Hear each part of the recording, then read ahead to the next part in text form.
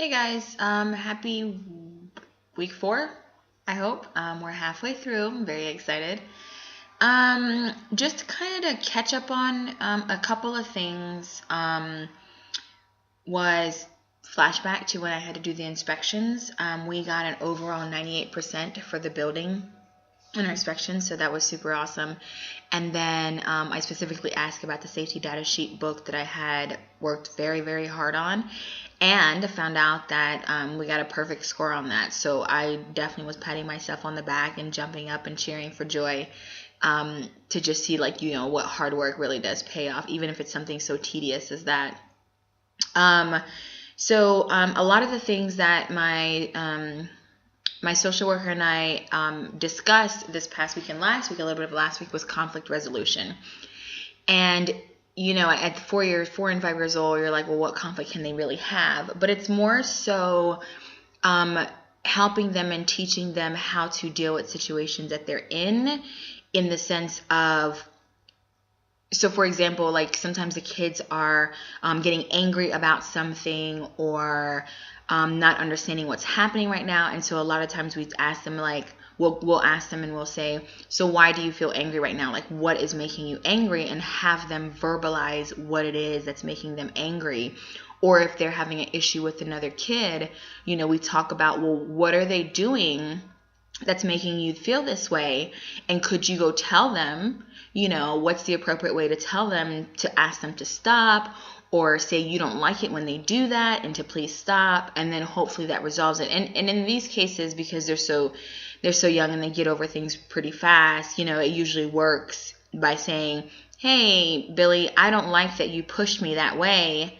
And then Billy will be like, I'm so sorry. Can you still play with me? Can you still be my friend? I don't know what just happened to the light there.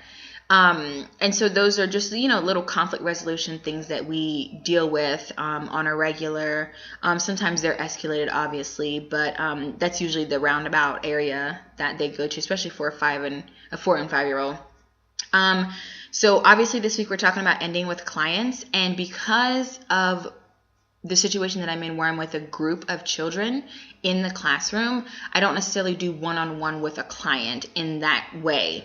But I did talk with the MFLAC lady that was here, which is Military Family Life Counselor, and I also spoke with the teachers within the classroom, my management, and with my my field instructor of, like, what are different ways to end. And so for me, they said that one of the best ways to end would probably be to remain in the classroom. And you have to understand that these kids are very much used to being in a situation where people leave. They come and go. They're not necessarily doing one-on-one, and, they know that, like, for their parents that are deploying, they know that, dad or mom is going to leave, but they'll be back, or someone else is going to come back. Same with the teachers. Teachers are going to be leaving because they, permanent change of duty station, and so they're going to leave as well. And so they're used to people leaving, and don't take it in a negative way. Look at the positive in the fact that they bounce back very quickly. These kids are able to understand the concept, like, hey, they have to go somewhere else, and it's okay.